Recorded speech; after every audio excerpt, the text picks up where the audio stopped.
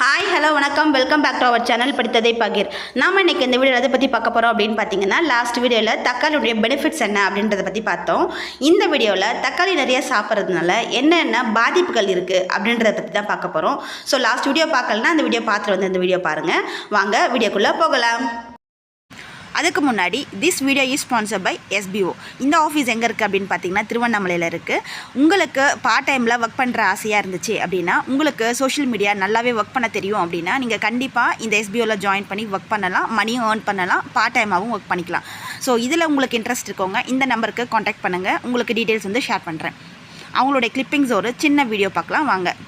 Skip பண்ணாதீங்க. பெரிய தப்பு. தினம் 300 ரூபாய் சம்பாதிக்க அரிய வாய்ப்பு. இன்ஸ்டாகிராம், ஃபேஸ்புக் பயன்படுத்த தெரிந்தால் போதும் content post and content publishing மூலமா தினம் 300 ரூபாய் சம்பாதிக்கலாம். இந்த வேலை செய்ய 5 நிமிடம் போதும். Work training support, group communication support, all language customer live chat support, முக்கியமா சொந்தமா ஒரு பிசினஸ் ஸ்டார்ட் பண்ற அளவுக்கு உங்களால கற்றுக்கொள்ளவும் முடியும், சம்பாதிக்கவும் முடியும். இந்த வேலை வாய்ப்பு வழங்குவது 5 வருடத்திற்கு மேல ரன் ஆகிட்டு இருக்க நம்ம தமிழ்நாட்டு company school of business organisation private limited. மேலும் விவரங்களுக்கு டிஸ்கிரிப்ஷன்ல கொடுத்திருக்க நம்பருக்கு வாட்ஸ்அப் பண்ணுங்க.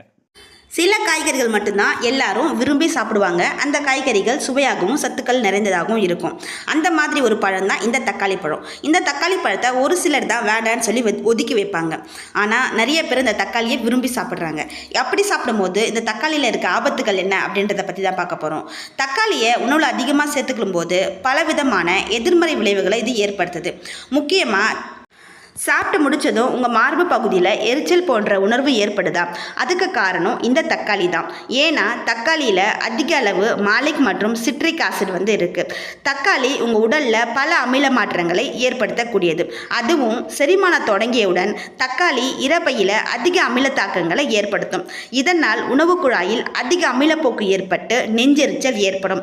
இதனை தவிர்க்கணும் அப்படின்னு நீங்கள் நினச்சிங்க அப்படின்னா அதிக அளவு தக்காளி சாப்பிட்றத கொஞ்சமாக சாப்பிட ஆரம்பிங்க. நிறைய தக்காளி சாப்பிடாதீங்க. செகண்ட் என்ன பாதிப்புன்னு பார்த்தீங்கன்னா குடல் வீக்கம். தக்காளியில் செரிமானம் அடையாத தோல் மற்றும் விதைகள் உங்கள் வயிற்றின் செயல்பாடு மற்றும் குடல் செயல்பாடுகளில் பாதிப்பை ஏற்படுத்தும்.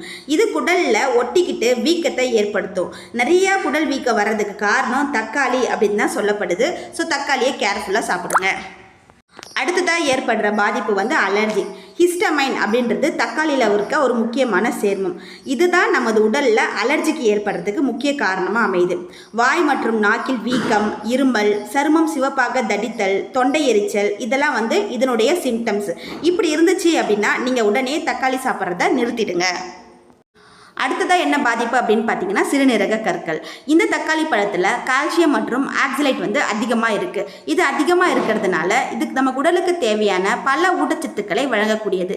ஆனால் இதற்கு எதிர்மறையாக இந்த சத்துக்களை உறிஞ்சுவதற்கும் அவற்றை வெளியேற்றுவதும் மிகவும் கடினமான ஒன்றாக இருக்குது. ஏன் அப்படின்னு பார்த்தீங்கன்னா இந்த தக்காளியால் ரெண்டுமே ஈக்குவலாக பேலன்ஸ் பண்ண முடியலை. ஸோ அதனால் இந்த கால்சியம் மற்றும் ஆக்சலைட் இந்த அதிகமாக இருக்க சத்து என்னவாகுது அப்படின்னா உடலில் நிறைய சிறுநீரகத்தில் போய் சேர்ந்துருது. அப்படி சேரும்போது உருவாகிறது தான் சிறுநீரக கல். இது மிகவும் ஆபத்தான ஒன்றாகும். இதனால் சிறுநீரக கற்கள் வர்றதுக்கு நிறையா வாய்ப்புகள் இருக்குது. அடுத்த பாதிப்பு வயிற்றுப்போக்கு. அதிக அளவு அமிலங்கள் உள்ளதால் தக்காளி உங்கள் வயிற்றில் அதிக பாதிப்புகளை ஏற்படுத்தக்கூடும். இதன் விளைவாக வயிற்றுப்போக்கு ஏற்படலாம். அதனால் தக்காளி சாப்பிட்றது நம்ம ரெகுலராக கொஞ்சம் கொஞ்சமாக எடுத்துக்கலாம். நிறைய விரும்பி சாப்பிட்றத கொஞ்சம் தவிர்க்க பாருங்கள். அது மட்டும் இல்லாமல் இந்த தக்காளி சாப்பிட்றதுனால கார்டியோவாஸ்குலர் பிரச்சனையும் ஏற்பட வாய்ப்பு இருக்குது. எப்படின்னு பார்த்தீங்கன்னா நம்ம தக்காளி ஃப்ரெஷ்ஷாக வாங்கும்போது ஒன்றும் பிரச்சனை கிடையாது. நம்ம அதுவே பாக்ஸ் டைப்பில் க்ளோஸ் பண்ணி வாங்கும்போது அந்த தக்காளியில் அதிக அளவு சோடியம் இருக்கும். இந்த சோடியம் வந்து நம்ம உடலில் சேர்றதுக்கு ஆரோக்கியத்துக்கு ரொம்ப நல்லதல்ல. ஸோ அதனால் கார்டியோவாஸ்குலர் பிரச்சனை வந்து உண்டாகும். இது மூலம் இரத்த அழுத்தம் அதிகரிக்குது. பல இதய நோய்கள் ஏற்படுறதுக்கு வாய்ப்புகளாகவும் அமைகிறது. அடுத்ததாக என்ன பாதிப்பு ஏற்படுத்தும் அப்படின்னு பார்த்தீங்கன்னா புரோஸ்டேட் புற்றுநோய்.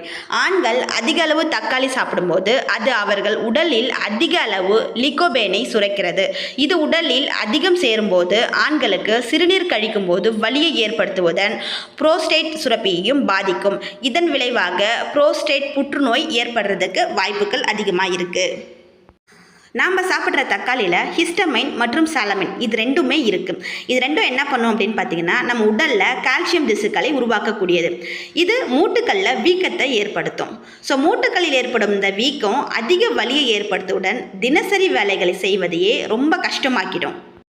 அதனால் கண்டினியூஸாக நம்ம தக்காளி சாப்பிட்டுட்டு வரும்போது அது வாதம் ஏற்படக்கூட வாய்ப்புகள் இருக்குது அப்படின்னு சொல்கிறாங்க. ஃபைனலாக இந்த வீடியோவில் தக்காளி நிறைய சாப்பிட்றதுனால என்னென்ன பாதிப்புகள் ஏற்படுத்தும் அப்படின்றத பற்றி பார்த்தோம். இந்த வீடியோ உங்களுக்கு பிடிச்சிருந்தா மறக்காமல் சேனலை சப்ஸ்கிரைப் பண்ணிக்கோங்க, பெல் பட்டனை ப்ரெஸ் பண்ணிக்கோங்க. அப்போ தான் நெக்ஸ்ட் வீடியோ உங்களுக்கு நோட்டிஃபிகேஷனில் வரும். இந்த வீடியோவை உங்கள் ஃப்ரெண்ட்ஸ் அண்ட் ஃபேமிலிக்கு சர்க்குலேட் பண்ணுங்கள். அவங்களும் இதை பார்த்து என்னென்ன பாதிப்புகள் வரும் அப்படின்றத தெரிஞ்சுக்கட்டும். ஸோ நெக்ஸ்ட் வீடியோவில் தக்காளி யாரெல்லாம் சாப்பிடக்கூடாது, தக்காளியை எப்படி வாங்கணும், தக்காளியில் புள்ளி இருக்கலாமா, அது நல்லதா, இதை பற்றி நெக்ஸ்ட் வீடியோவில் பார்க்கலாம். Tata, bye bye.